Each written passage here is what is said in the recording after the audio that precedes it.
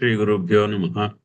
गणानां त्वा गणपतिगुं हवामहे कविं कवीनामुपमश्रवस्तमम् ज्येष्ठराजं ब्रह्मणां ब्रह्मणस्पत आनशृण्वन्नोतिभिः सीदसादनम्। श्रीमहागणाधिपतये नमः। सदाशिवसमारम्भां शङ्कराचार्यमध्यमाम् अस्मदाचार्यपर्यन्तां वन्दे गुरुपरम्पराम्। श्रुतिस्मृतिपुराणानाम् आलयं करुणालयम् नमामि भगवत्पादशङ्करं लोकशङ्करम्। नारायणं नमस्कृत्य नरं चैव नरोत्तमं देवीं सरस्वतीं व्यासं ततो జయముదీరయేత్. 12వ శ్లోకం మొదలుపెట్టాము, చదువుదాం. సర్వద్వారాణి సంయమ్య మనోహృది నిరుధ్య చ మూర్ధ్న్యాధాయాత్మనః ప్రాణం ఆస్థితో యోగధారణం. అయితే ముందు శ్లోకంలో ఆఖరి క్షణములో ఆ పరమేశ్వరుని ధ్యానించిన వారు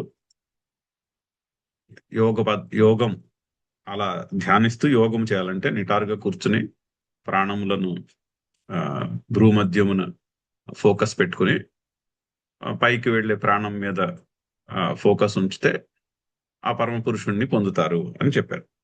చెప్పి ఆ పరమ పురుషుడు అంటే ఏమిటి అన్నది ముందు శ్లోకంలో చాలా చక్కని కఠోపనిషత్తు నుంచి వచ్చినటువంటి చక్కని మంత్రము, యదక్షరం వేద విదో వదంతి విశంతి యతయో వితరాగాః యదిచ్ఛంతో బ్రహ్మచర్యం చరంతి తత్ తే పదం సంగ్రహేణ ప్రపక్షే. ఏ అక్షరం గురించి అయితే వేదములు తెలిసిన వాళ్ళు మాట్లాడుతూ ఉంటారో తరచు, రాగము విడిచిపెట్టేసిన వాళ్ళు, ఎవరినైతే రాగము విడిచిపెట్టేస్తుందో, రాగద్వేషములు విడిచిపెడతాయో, వితరాగాః యతయః యత్నశీలులు, వాళ్ళు ఎక్కడనైతే ఏదైతే ప్రవేశిస్తారో అంటే దేన్నైతే తెలుసుకుంటారో, యదిచ్ఛంతః బ్రహ్మచర్యం చరంతి. బ్రహ్మచర్యం అంటే గురువు చెప్పిన ఉపదేశంలో ఉండేవాళ్ళు, ఎంతసేపు ఆ పరబ్రహ్మ యొక్క చింతనలో ఉండేవాళ్ళు, వాళ్ళు ఏది కోరుకుంటూ అలా చేస్తారో తత్ పదం, ఆ పదమును గురించి సంగ్రహేణ ప్రవక్షే, సంగ్రహముగా చెప్తా అని ఇక్కడ ఒక కొత్త సెక్షన్ స్టార్ట్ అవుతాం. ఆ సెక్షన్ ఓంకారం గురించి చెప్పబోతున్నారు.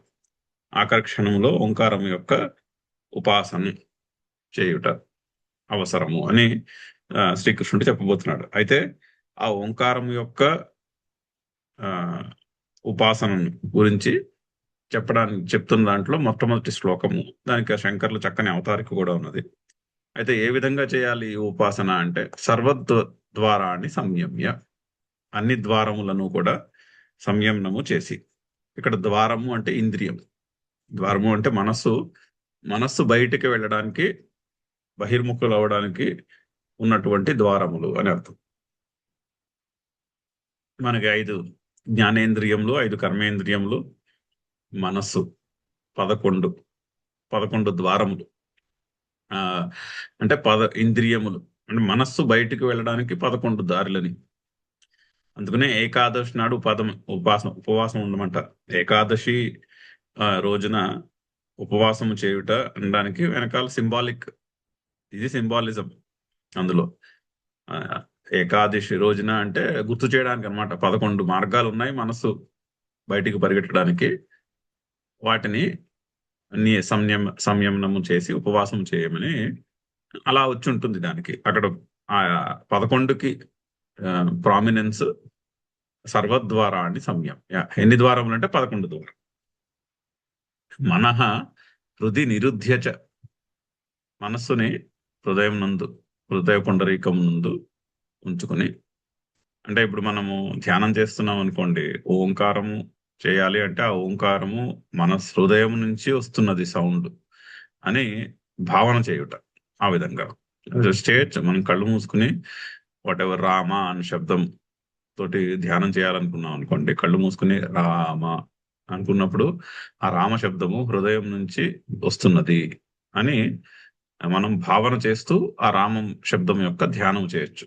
కళ్ళు మూసుకుని ప్రయత్నం చూడండి. ఇప్పుడు కళ్ళు మూసుకొని రామ అని కొన్నిసార్లు మెల్లగా రిపీట్ చేసినప్పుడు ఆ సౌండ్ హృదయం నుంచి వస్తున్నది అన్నట్టు భావన చేయొచ్చు ఆ విధంగా.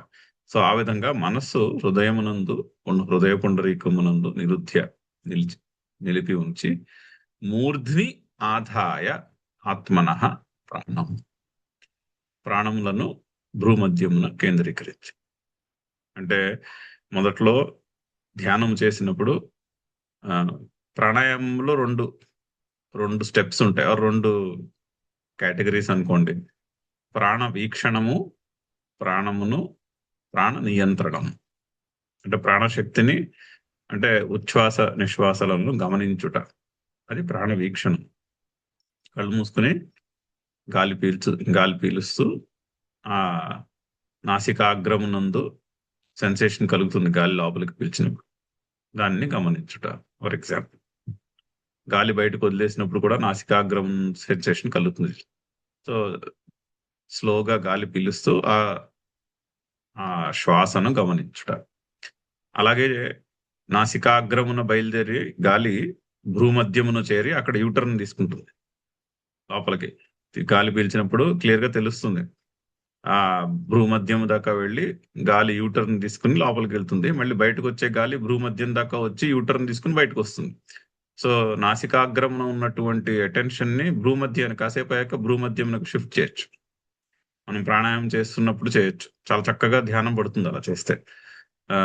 ఓ కొన్ని లాంగ్ అండ్ డీప్ బ్రెత్స్ నెమ్మదిగా తీసుకుని ఆ వాయు మార్గాన్ని గమనించామనుకోండి, నాసికాగ్రమున కాసేపు ఉన్నాక నాసికాగ్రం నుండి భ్రూమధ్యంనకు, ఆ విధంగా మూర్ధ్ని ఆదాయ ఆత్మనః ప్రాణములను భ్రూమధ్యమునందు కేంద్రీకరించంటే అది, అంటే వాయు సంచారము భ్రూమధ్యము ఉండముగా నడుస్తున్నది అని. ఆ లోపలికి వచ్చే వాయువు అక్కడ యూటర్న్ తీసుకొనుట, బయటకు వచ్చే వాయువు మళ్ళీ భ్రూమధ్యంలో యూటర్న్ తీసుకుని బయటకు వచ్చుట, అది గమనిస్తూ ఉండు. ఆ స్థిత యోగధారణము చేయువారు ఈ విధముగా ధ్యానము చేస్తారు. అంటే ఒక ఫార్ములా. ఆఖరి క్షణం ప్రయాణ కాలం నుంచి కదా డిస్కషన్. ప్రయాణ కాలంలో ధ్యానం ఎలా చేయాలి, నిటారుగా కూర్చుని ఈ విధంగా సర్వద్వారాణి సంయమ్య మనః హృది నిరుధ్య మూర్ధ్ని ఆదాయ ఆత్మ, ఈ విధంగా ఆ 3 కండిషన్లు టిక్ పెట్టాలి. 3 కండిషన్లు టిక్ పెట్టి అప్పుడు ఓంకారం నెక్స్ట్ శ్లోకంలో రాబోతోంది. అప్పుడు ఓంకారం యొక్క ఉపాసన చేయాలి, ఓంకారాన్ని ఉచ్చరించాలి. ఆ విధంగా చేస్తే ఆ పరమ పురుషుణ్ణి పొందుతారు అని ఆ ఉపాసన యొక్క ఫలము. అయితే ముందు శ్లోకంలో ఆల్రెడీ క్లారిఫై చేశారు. జస్ట్ ఫైనల్ మూమెంట్స్ లో ఇలా నిటారుగా కూర్చుని ఓంకారం చేసేస్తే సరిపోదు, ఆ ముందు నుంచి కూడా సాధన చేసి ఉండాలి. దానికి బ్రహ్మ విద్య తోడై ఉండాలి. అంటే మోక్షము కలగాలి అన్న కోరిక ఉండాలిగా ఫస్ట్. మోక్షం కావాలన్న కోరికే లేకపోతే మోక్షం ఎలా వస్తుంది? డైరెక్ట్ గా సడన్ గా వచ్చేసేది కదా. మనకి దాని మీద అవగాహన ఉండాలి, ముముక్షత్వం ఉండాలి. సాధన చతుష్టయంలో మోక్షమునకు సాధన చేయుటకు 4 క్వాలిఫికేషన్స్ చెప్పారు. వివేకము, వైరాగ్యము, శమదమాది షట్ సంపత్తి, ముముక్షత్వము. అక్కడిది ముముక్షత్వం 4ది. అంటే మోక్షమును కోరుకుంట. నాకు ధర్మార్థ కామములు కాదు ముఖ్యము, నా జీవితం యొక్క ప్రయారిటీ మోక్షము అన్నారు. అప్పుడు ఇలా చేస్తే హెల్ప్ చేస్తుంది. ఆ ముముక్షత్వం లేదనుకోండి, ముముక్షత్వం ఉండాలి, దానికి తగినటువంటి శాస్త్రాధ్యయనము, గురువు ఉపదేశము, దాని చింతన ఉండాలి. శ్రవణము, మననము, నిధిధ్యాసనము కలిసి ఉండాలి. ఆ శ్రవణము, మననము, నిధిధ్యాసనము మోక్షము యొక్క ఆస్పెక్ట్ లో దాంతో కలిసి ఉన్నటువంటి సర్వద్వారాన్ని సంయమ్య మనోహృది నిరుధ్యజ మూర్ధ్ని ఆదాయ ఆత్మన ప్రాణం, అది ఫార్ములా. ఆ విధంగా ఆఖరి క్షణములో ఓంకారము యొక్క ధ్యానము, ఉపాసన చేస్తే ఆ పరమ పురుషుణ్ణి పొందుతారు, అంటే మోక్షముని పొందుతారు. అది ఫార్ములా, చాలా క్లియర్ ఫార్ములా. అయితే దాన్ని ఎక్స్ప్లెయిన్ చేస్తూ చెప్తున్నటువంటి శ్లోకాలు, దీనికి చాలా చక్కని టెక్నికల్ ఇంట్రడక్షన్ శంకర్ చదువుదాము, భాష్యం చదువుదాము. సయో హవై తద్భగవన్ మనుష్యేషు ప్రయాణాంతం ఓంకారం అభిధ్యాయీత కథమం వా వసతేన లోకం జయతీతి. తస్మై సహోవాచ ఏతద్వై సత్యకామ పరం చాపరం బ్రహ్మ యత్ ఓంకారః. ఇది పెద్ద ఉపనిషత్ మంత్రం. అంటే ఓంకారం యొక్క సిగ్నిఫికెన్స్ ని తెలియచేస్తున్నటువంటి ఉపనిషత్ మంత్రం. సయో హవై తద్భగవన్, ఓ భగవన్, భగవంతుణ్ణి సంబోధిస్తూ, మనుష్యేషు ప్రయాణాంతం ఓంకారం అభిధ్యాయీత, మనుషులలో ఎవరైతే అంతకాలం నందు ఓంకారమును ధ్యానము చేస్తారో, కథమం వావ సతేన లోకం జయతి, వారు ఏ లోకమును పొందుతారు. ప్రశ్న, శిష్యుడు గురువుని అడుగుతున్నటువంటి ప్రశ్న. తస్మై సహోవాచ, దాని కొరకు నాకు తెలుపు. ఏతద్వై సత్యకామ, గురువు యొక్క ఆన్సర్. సత్యకామ అంటే సత్యకామ అనే శిష్యుడు ఆ మహర్షిని అడిగిన ప్రశ్న, దానికి ఆ మహర్షి యొక్క సమాధానం. ఓ సత్యకామ, ఏతద్వై పరం చాపరం బ్రహ్మ యత్ ఓంకార. ఆ ఓంకారం అనేది పరము అపరము అయినటువంటి బ్రహ్మకు సూచన అన్నమాట, బ్రహ్మకు పేరు అది. ఇప్పుడు మామిడి పండు అన్నారు అనుకోండి, మామిడి పండు అంటే బుర్రలో మామిడి పండు యొక్క ఒక పిక్చర్ ఆల్రెడీ ఫార్మ్ అయిపోతుంది, అంతే కదా. ఎందుకంటే మామిడి పండు అనే పదము యొక్క వాచ్యార్థం, దాని డినోటేషన్ అంటాం ఇంగ్లీష్ లో, సంస్కృతంలో వాచ్యార్థం అంటారు.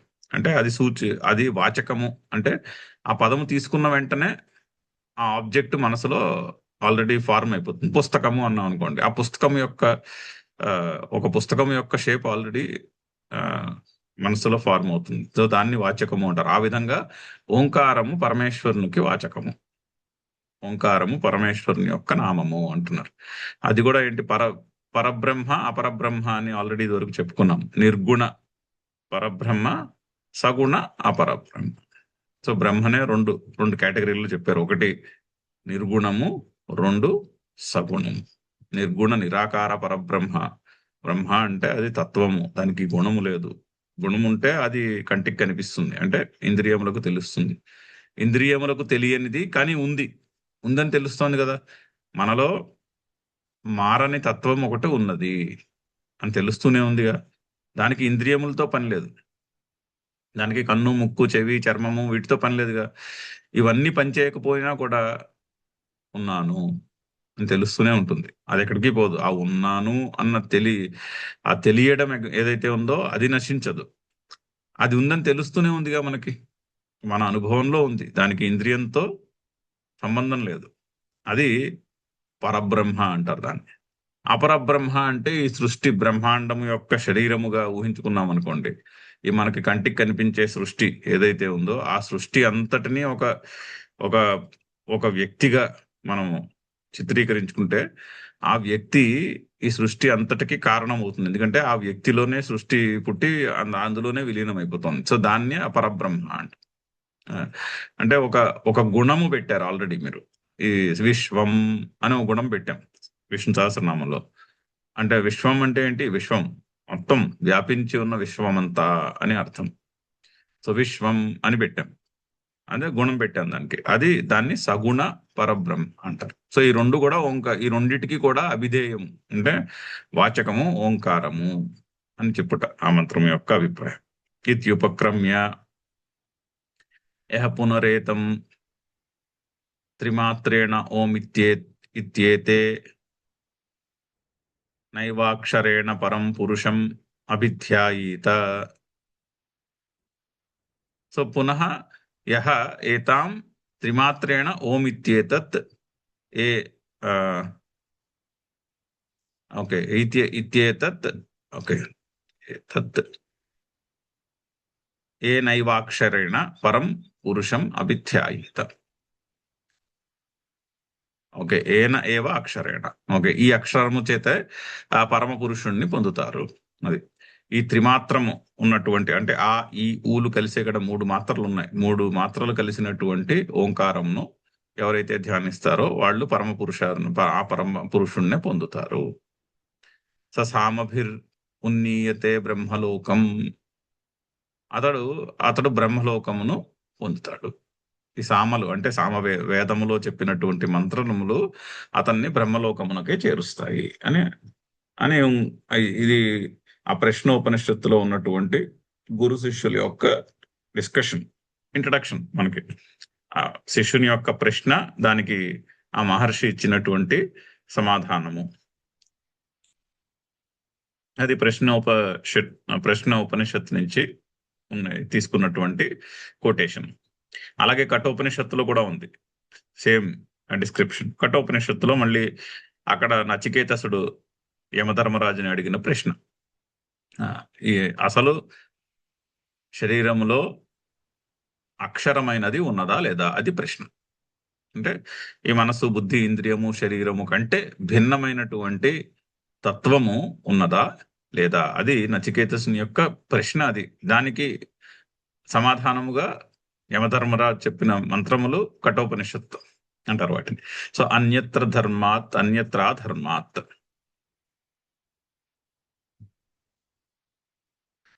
ఇది ఉపక్రమ్య సర్వే వేదా యత్పదమామనంతి తపాంసి సర్వాణి చ యద్వదంతి యదిచ్ఛంతో బ్రహ్మచర్యం చదంతి తత్తే పదం సంగ్రహేణ బ్రవీమి ఓం ఇత్యేతత్.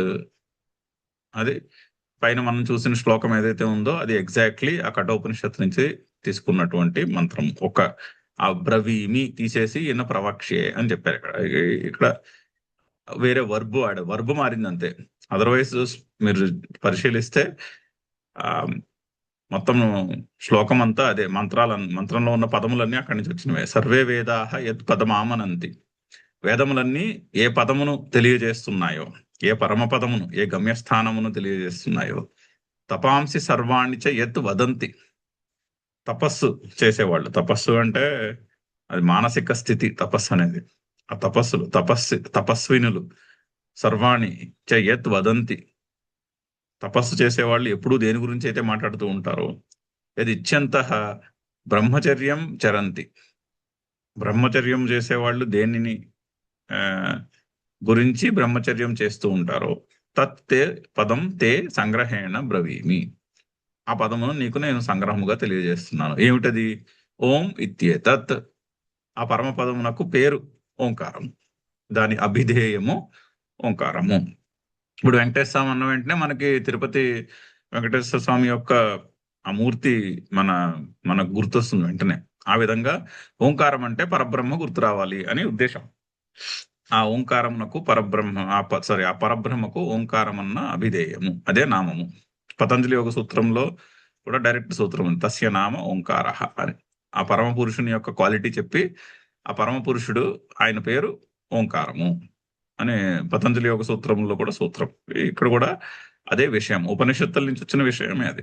అక్కడ చెప్పారు, ఇక్కడ కూడా అదే చెప్తున్నారు. ఉపనిషత్తులు కూడా ఓం ఇత్యేతత్ అని డైరెక్ట్ గా చెప్పాడు అక్కడ యమధర్మరాజు నచికేతసును. ఇత్యాదిభిశ్చ వచనైః పరస్య బ్రహ్మణః వాచక రూపేణ. ఆ పరబ్రహ్మని వాచక రూపేణ అంటే, వాచకము అంటే డైరెక్ట్ డినటేషన్ అంటాం. అంటే ఒక పదము దాని యొక్క అర్థము రెండు కలిసే ఉంటాయి కదా. ఒక పదము మనము తలుచుకుంటే మాట్లాడితే ఆ పదము యొక్క అర్థము ఇమీడియట్ గా గుర్తొస్తుంది. రెండు కలిసి ఉంటాయి. రఘువంశంలో స్టార్టింగ్ లో చక్కని మంగళ శ్లోకం ఉంది కాళిదాస్ది. మనకి తెలుగులో చాలా ఫేమస్ పాటలో కూడా ఉంది, వాగర్థావివ సంపృక్తౌ. ఎస్పి బాలసుబ్రహ్మణ్యం వాయిస్ లో చాలా మంచి ఒక పాటలో, సాగర సంగమంలో అనుకుంటా ఆ పాటలో వస్తుంది ఇది. వాగర్థావివ సంపృక్తౌ వాగర్థ ప్రతిపత్తయే జగతః పితరౌ వందే పార్వతీ పరమేశ్వరౌ అని కాళిదాసు పార్వతీ పరమేశ్వరులకు చేసినటువంటి నమస్కారం. పార్వతీ పరమేశ్వరౌ జగతః పితరౌ వందే. జగత్తుకి తల్లిదండ్రులైన పార్వతీ పరమేశ్వరులకు నేను నమస్కారం చేస్తున్నాను. ఎటువంటి వాళ్ళు వాగర్థావివ సంపృక్తో. చూడండి ఎంత చక్కని ఉపమానము. వాక్కు దాని అర్థము ఎప్పుడు ఎలా కలిసి ఉంటాయో, మీరు వాక్కుని అర్థాన్ని విడదీయలేరు. అది వాచకము అంటే.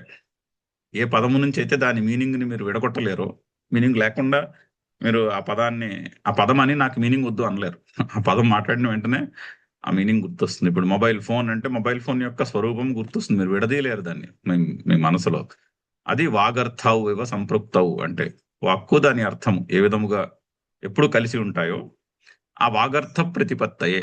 ఆ వాక్కు దాని అర్థము నాకు బాగా అర్థం కావడానికి, నాకు తెలియడానికి నేను జగత్తుకి తల్లిదండ్రులైనటువంటి ఆ పార్వతీ పరమేశ్వరులను నమస్కరిస్తున్నాను అని చాలా చక్కని శ్లోకం, చాలా మంచి ఉపమానం.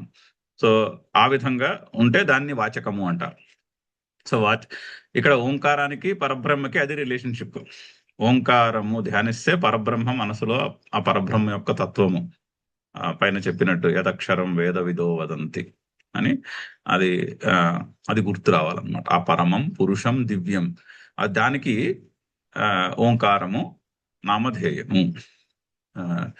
వాచక రూపేణ ప్రతిమావత్ ప్రతీక రూపేణ వా పరబ్రహ్మ ప్రతిపత్తి సాధనత్వేన.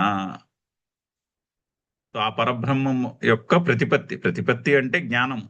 ప్రతిపత్తి అన్న పదమునకు జ్ఞానము అని అర్థం, కాగ్నిషన్ అని అర్థం. సో ఆ పరబ్రహ్మని కాగ్నైజ్ చేయాలనుకోండి, అవగాహన కలగాలంటే దానికి ఓంకారము వాచకము, పైగా ఓంకారమే ప్రతిమ కూడా. ఇప్పుడు చూడండి, మనం ఇంట్లో వినాయకుడు పూజ చేసినప్పుడు చిన్న పసుపు ముద్ద చేసి దాన్ని పెట్టి ఇదిగో వినాయకుడు అంటాం. అంటే వినాయకుడి మీద మీరు ధ్యానం చేయండి అని చెప్తారు. అంటే వినాయకుడు అంటే ఏంటి? పసుపు ముద్ద రూపంలో ఉన్నాడు వినాయకుడు. వినాయకుడికి పసుపు ముద్ద ప్రతీక. ఆ ప్రతీకనే మీరు వినాయకుడు అనుకోండి అని ఆ వినాయకుడిని ధ్యానించడానికి ఒక టూల్ కింద మనం చిన్న పసుపు ముద్దని చేసి అక్కడ పెడతాం. అక్కడ పెట్టి అది వినాయకుడని అది దానికి పూజ చేస్తాం. ఆ విధంగా ప్రతిమ, పరబ్రహ్మకు ప్రతిమ ఏమిటి మరి? నిర్గుణ పరబ్రహ్మ. ఆ నిర్గుణ పరబ్రహ్మకు ప్రతిమ ఏమిటి అంటే ఓంకారం. ఓంకారం యొక్క చాలా చక్కని ఇన్స్ట్రక్షన్. అది తెలుసుకుంటే మనం ఓంకారం ధ్యానం చేసినప్పుడు మనకి ఆ పాయింట్ గుర్తొస్తుంది. ఇక మీదన మీరు ఎప్పుడు ఓంకారం ధ్యానం చేసినా ఈ మాట గుర్తొస్తుంది. ఇది ఆ పరబ్రహ్మకు నేను ఆ వాచకము, ఆ పరబ్రహ్మకు ప్రతిమ ఈ ఓంకారం అని. ఎవరికి ఇది అంటే ఆ టూల్ ఎవరికి కావాలి? ఇప్పుడు సాధనం ఎవరికైనా ఎందుకు కావాలి అంటే విషయం పూర్తిగా తెలియని వాళ్ళకి కావాలి. తెలిసిన వాళ్ళకి సాధనం ఎందుకు? ఇప్పుడు ఫిజిక్స్ టెక్స్ట్ బుక్ ఉందనుకోండి, ఫిజిక్స్ టెక్స్ట్ బుక్ ఎవరికి కావాలి? ఫిజిక్స్ పూర్తిగా ఇంకా అంతర్లీనం అయిపోలేదు, మధ్య మధ్యలో రిఫర్ చేసుకుంటూ ఉండాలి, లేకపోతే చదువుకుంటూ ఉండాలి, అలాంటి వాళ్ళకి కావాలి టెక్స్ట్ బుక్. ఇప్పుడు ఫిజిక్స్ పూర్తిగా అంతర్లీనం అయిపోయింది అనుకోండి, ఇప్పుడు హైలీ అచీవ్డ్ ఫిజిక్స్ ప్రొఫెసర్ ఉన్నారనుకోండి, ఆయనకి టెక్స్ట్ బుక్ అక్కర్లేదు.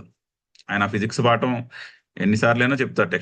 టెక్స్ట్ బుక్ చూడవలసిన అవసరం లేకుండా చెప్పగలుగుతాడు. సో అలా అతనికి అక్కర్లేదు టెక్స్ట్ బుక్. ఎవరికి కావాలి? ఇంకా పూర్తిగా సబ్జెక్టు అంతర్లీనం అవ్వలేదు, వాళ్ళకి కావాలి. అదే చెప్తున్నారు అక్కడ. మంద మధ్యమ బుద్ధీనాం వివక్షితస్య ఓంకారస్య. ఎవరికి కావాలి? మంద మధ్యమ బుద్ధీనాం అంటే సాధకులకు కావాలి. ఈ ఓంకారం యొక్క ఇన్స్ట్రక్షన్ ఎవరికి కావాలి? జ్ఞానికి అక్కర్లేదు, గురుదేవులకి అక్కర్లేదు కదా ఓంకారం యొక్క ఇన్స్ట్రక్షన్. మనకి కావాలి, ఆయన మనకి చెప్పాలి, ఆయనకి అక్కర్లేదు ఇన్స్ట్రక్షన్. సో మంద మధ్యమ బుద్ధీనాం వివక్షితస్య ఓంకారస్య ఉపాసనం కాలాంతరే ముక్తి ఫలం ఉక్తం. సో కాలాంతరమునందు ఇది ముక్తి అనే ఫలమును ఇస్తుంది. ఓంకారం ఇంపార్టెంట్, ఎందుకంటే ఇక్కడ చెప్పిన విధముగా ఓంకారం యొక్క ధ్యానం సర్వద్వారాణి మనస అంటే సర్వద్వారాణి సంయమ్య మనః హృది నిరుధ్యచ.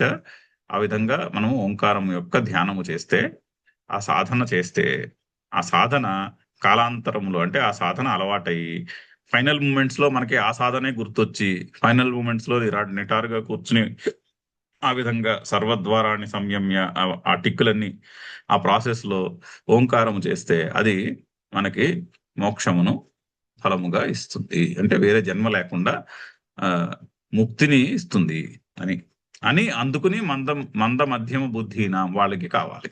ఇది ముముక్షువులైనటువంటి వాళ్ళకి కావాలి.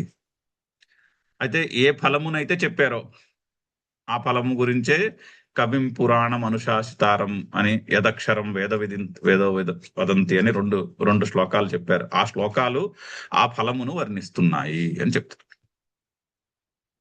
యత్ ఉక్తం తదేవ ఇహ అపి కవిం పురాణం అనుశాసితారం ఇతి యదక్షరం వేదవిదో వదంతి ఇతి చ ఉపన్యస్తస్య పరస్య బ్రహ్మణః.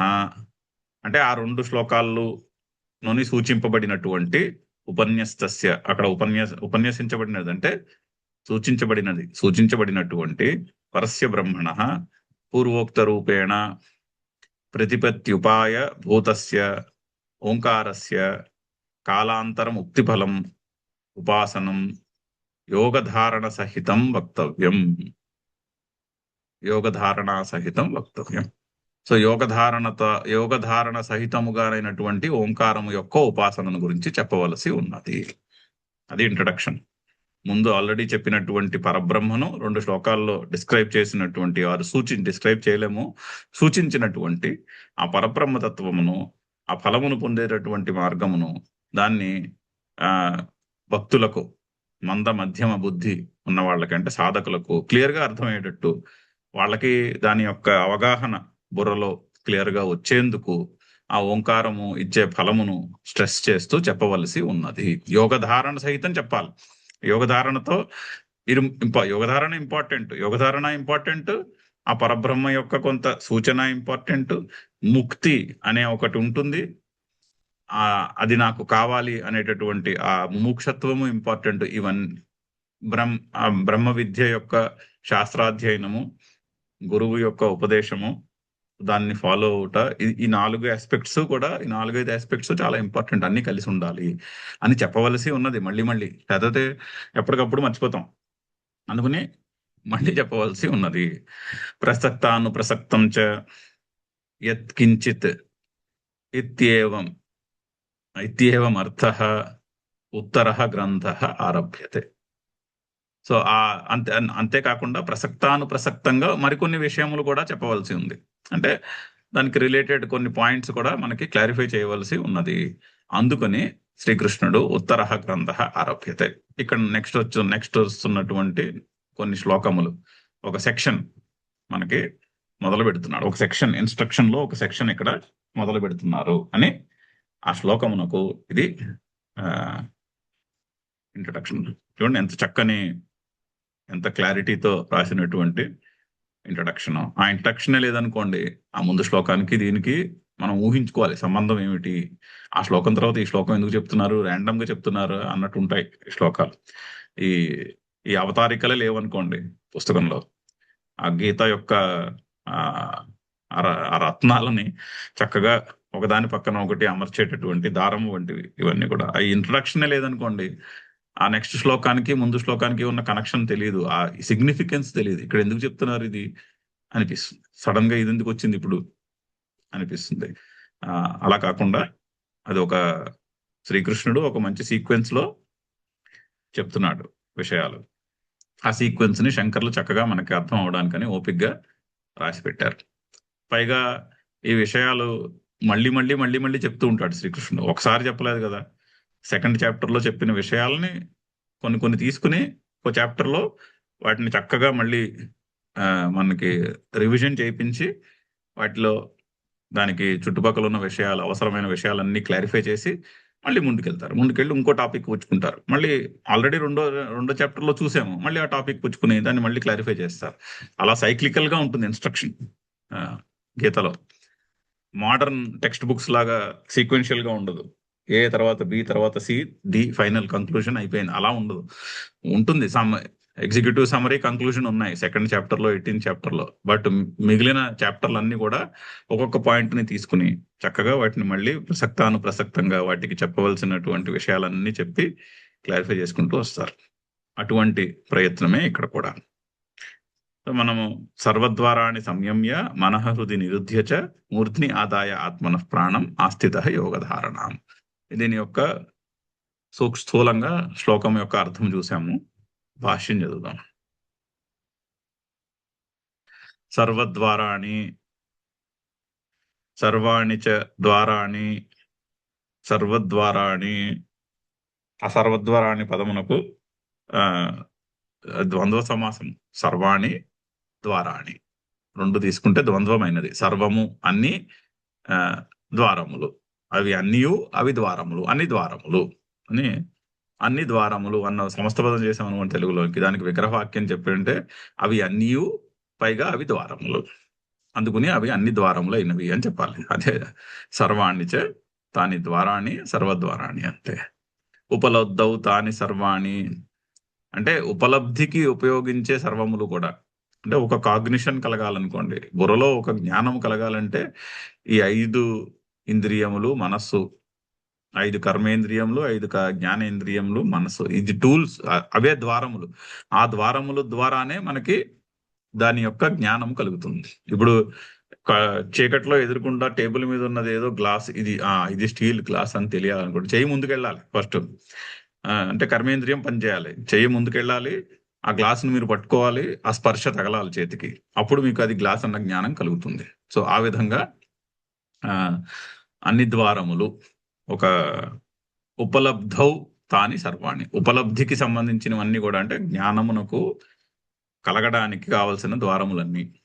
సంయమ్య సంయమనం కృత్వా అంటే బయటికి ఆ ద్వారముల ద్వారా మనస్సు బయటికి పరిగెట్టేయకుండా దాన్ని నియంత్రించి హృదయంలో అంతర్ముఖము చేయుట.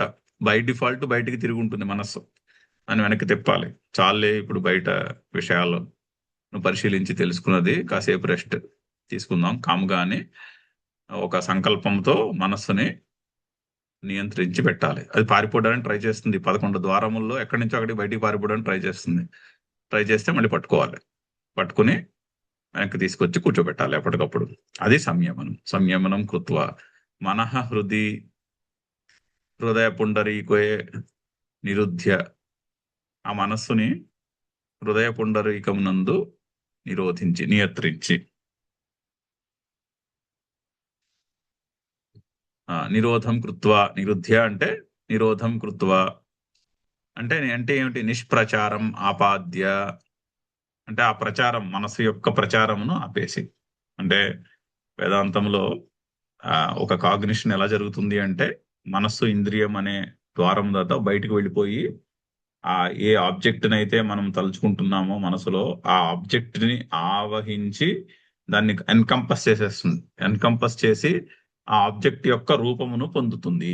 అది పద్ధతి, వృత్తి అంటారు దాన్ని సంస్కృతంలో. ప్రాసెస్ ఆఫ్ కాగ్నిషన్ అది ఇక్కడ. అదే మీరు తార్కికులను అడిగారు అనుకోండి, న్యాయ సిద్ధాంతం వాళ్ళది కొంచెం డిఫరెంట్ గా ఉంటుంది. అక్కడ కూడా ఇంద్రియము అర్థము యొక్క సన్నికర్ష, అంటే ఇంద్రియము ఆబ్జెక్ట్ తో కాంటాక్ట్, అంటే ఐ సైట్ అనే ఇంద్రియము ఎదురుకుండా ఉన్న ఆబ్జెక్ట్ తో కాంటాక్ట్ జరగాలి. కాంటాక్ట్ జరిగినప్పుడు మనస్సు అటు దానికేసి ఫోకస్ పెట్టాలి. అంటే ఇప్పుడు కన్ను పనిచేస్తోంది, చెవి పనిచేస్తోంది, మీరు వింటున్నారు, మీరు ఫోకస్డ్ గా వింటున్నారు అనుకోండి, ఒక్కోసారి మీ ఎదురుకుండా ఎవరు నడిచినా కూడా ఎవరో అది ఆ కాగ్నిషన్ కలగదు. ఎవరో నడిచారంటుంది, ఎవరు నడిచారో ఎవరు వచ్చారో తెలియదు, ఎందుకంటే ఫోకస్ వినడం మీద ఉంది. ఈ ఫోకస్ ఇక్కడ ఆపేసి అటు చూస్తే అప్పుడు అక్కడ ఎవరున్నారో ఆ జ్ఞానం కలుగుతుంది. ఎందుకంటే మనస్సు సీరియల్ గా ప్రాసెస్ చేస్తుంది, ప్యారలల్ గా చేయదు, ఒకదాని తర్వాత ఒకటి ఆపేసి ఇంకోటి చేస్తుంది. సో అలా మనస్సు ఇంద్రియము కలిసి ఉండి ఇంద్రియము ఆబ్జెక్ట్ తో సన్నికర్ష అయితే అప్పుడు జ్ఞానం కలుగుతుంది అని ఒక స్కూల్ ఆఫ్ ఫిలాసఫీ, నైయాయికుల ఫిలాసఫీ. వేదాంతుల యొక్క ఫిలాసఫీ కొంచెం సాఫిస్టికేటెడ్ అంతకంటే. మనస్సు ఆ ఇంద్రియము గుండా బయటకు వెళ్ళి ఆ ఆబ్జెక్ట్ ని ఎన్కంపస్ చేసి ఆ ఆబ్జెక్ట్ యొక్క స్వరూపాన్ని పొందుతుంది. దాని ద్వారా మనకి ఆ ఆబ్జెక్ట్ యొక్క కాగ్నిషన్ కలుగుతుంది అని వేదాంతుల యొక్క ప్రాసెస్ అది. అంటే ఇది ఒక స్కూల్ ఆఫ్ ఫిలాసఫీ. ఇది కాగ్నిషన్ ఎలా జరుగుతుంది అని వీళ్ళ ఫిలాసఫీ. రెండింటికి చిన్న తేడా ఉంది. అదే ఇక్కడ అంటే ఆ నిష్ప్రచారం ఆ ప్రచారమును ఆపేసి ఆ మనస్సు బయటికి పోయి ఆ వస్తువు యొక్క స్వరూపమును పొందుట ఆపి అని అర్థం. తత్ర వశీకృతేన మనసా హృదయాత్ ఊర్ధ్వగామిన్య నాడ్య అంటే హృదయమునందు వశీకృతము చేసినటువంటి మనస్సు చేత, మనస తృతీయ వశీకృతేన మనస హృదయాత్ ఊర్ధ్వగామిన్య నాట్య ఆ హృదయం నుండి పైకి వెళ్ళే ప్రాణశక్తి అంటే మన ఉచ్ఛ్వాస నిశ్వాసాలలో ప్రాణశక్తి అలా హృదయం నుంచి అలా పైకి వెళ్తుంది అన్న భావన చేయాలి. ఎంత భావనే అది. భావ ఊర్ధ్వగామిన్య నాడ్య అంటే పైకి వెళ్తున్నటువంటి ప్రాణశక్తి. దానికి ఊర్ధ్వగామిని నాడి అని పేరు. నాడి అంటే ప్రాణశక్తి. ఆ ప్రాణశక్తి యొక్క ఊర్ధ్వ గమనము. ఊర్ధ్వం ఆరుహ్య మూర్ధని ఆదాయ ఆత్మనః ప్రాణం. ఆ ఫోకస్ ని, మన అటెన్షన్ ని మూర్ధిని ఆదాయ, ఆ భూమధ్యమునందు, భూమధ్యం కాదు ఇక్కడ, మూర్ధిని ఆదాయ, మూర్ధి అంటే శిరస్సు యొక్క పై భాగమున ఫోకస్ ఉంచుకుని ఆస్థిత ప్రవృత్త యోగధారణం ధారయితం, యోగమును ధరించి అంటే నిలకడగా ఉండి ఆ మనస్సు కదలక లేకుండా ఆసనంలో కూర్చోవడమే యోగం. ఆ యోగం అనే స్టేట్ లో హృదయ పుండరీకము నుండి శిరస్సు యొక్క పై భాగము కేసి వెళ్తున్నటువంటి ప్రాణమును భావన చేసి శిరస్సు దగ్గర శిరస్సు పై భాగం నుండి ఫోకస్ ను ఉంచుకుని అప్పుడు ఓంకారం యొక్క ధ్యానం చేయాలి అని చెప్పబోతున్నారు నెక్స్ట్.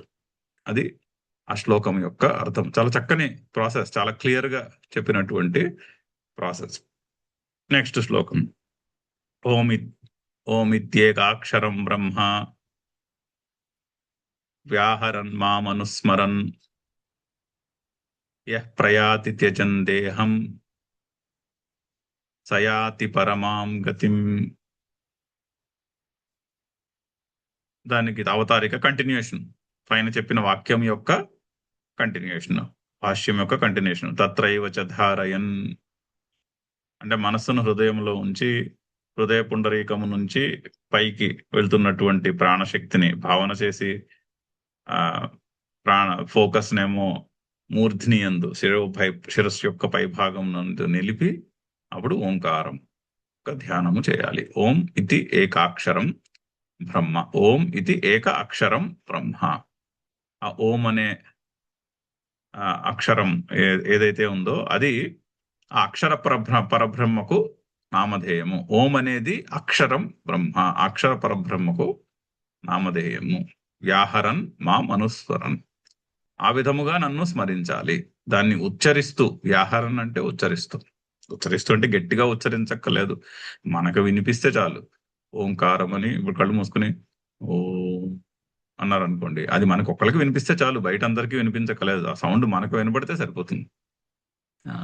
ఆ ఓంకారమును ఉచ్చరిస్తూ మాం అనుస్మరన్, నన్ను ఆ పరమాత్మను స్మరించుకుంటే, ఎవరైతే స్మరిస్తారో, ప్రయాణకాలం యొక్క ఇన్స్ట్రక్షన్ ఇది.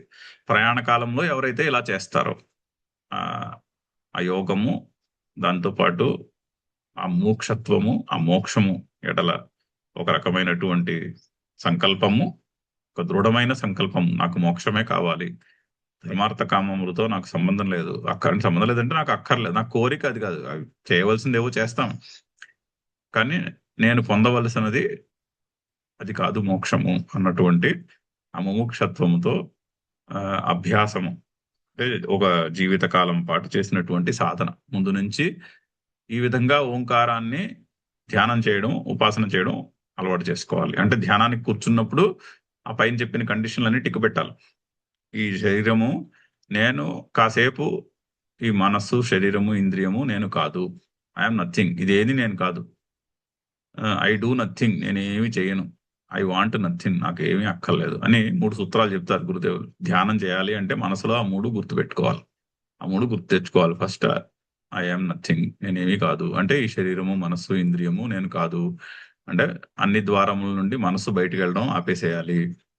ఐ వాంట్ నథింగ్, నాకేం అక్కర్లేదు, సో ఐ డూ నథింగ్, అందుకని నేనేమి చేయను. ఏమైనా కావాలంటే ఏదైనా చెయ్యాలి, ఏమీ అక్కర్లేనప్పుడు ఏమీ చేయక్కర్లేదు, సో నేనేమి చేయను అని కూర్చుని ఆ యోగ ధారణం అనే ఆ స్థితిలో ఓం ఇది ఏకాక్షరం బ్రహ్మ వ్యాహరన్ మాం అనుస్మరన్, ఆ విధంగా నన్ను ఓంకారంతో పాటుగా నన్ను స్మరించాలి. ఓంకారం యొక్క ఉచ్చారణ అంటేనే ఆ భగవంతుడిని పిలవడం. ఎందుకంటే ఆ పరమాత్మ యొక్క నామధేయము ఓంకారము. ఆ విధంగా నన్ను స్మరించుకున్నవారు ప్రయాతి, ఎవరైతే ఆ విధంగా చేస్తారో, త్యజన్ దేహం, ఎప్పుడు దేహమును త్యజించే సమయమునందు. దేహమును త్యజించే సమయము అంటే ప్రయాణ కాలము, ఆ, జీ ఈ శరీరము రాలిపోయే టైము అలా అర్థం చేసుకోవచ్చు. లేదా ఎప్పటికప్పుడే ముక్తి, రైట్ హియర్ రైట్ నౌ, ఇప్పుడే ఇక్కడే. ఈ దేహాభిమానముని నేను వదిలేస్తున్నాను. అంటే మనం ధ్యానానికి కూర్చున్నాం అనుకోండి, ధ్యానానికి కూర్చున్నప్పుడు ఫస్ట్ ఐఎమ్ నథింగ్, ఆ మనస్సు, మనోబుద్ధి అహంకార చిత్తాన్ని నా, అది ఇంపార్టెంట్ స్టార్టింగ్ పాయింట్. అది త్యజన్ దేహం, ఆ దేహం అంటే దేహాభిమానమును వదిలేయుట అని అర్థం. అప్పుడు అలా సాధన చేయాలి. మెడిటేషన్ కూర్చుంటే ఫస్ట్ కండిషను దేహత్యాగమును త్యాగం చేయాలి. కాసేపు ఆ మెడిటేషన్ జరగాలి అంటే దేహత్యాగమును త్యజిస్తేనే కానీ మెడిటేషన్ జరగదు. మనం అనుకోపోయినా అదే జరుగుతుంది. అది జరిగినప్పుడే ధ్యానం పడుతుంది. సో త్యజన్ దేహం సహా యాతి పరమాం గతిం, అతడు ఆ పరమ పురుషుణ్ణే చేరుకుంటాడు. ఓం పూర్ణమద పూర్ణమిదం పూర్ణాత్ పూర్ణముద్యతే పూర్ణస్య పూర్ణమాదాయ పూర్ణమేవావశిష్యతే. ఓం శాంతి శాంతి శాంతి. హరి ఓం.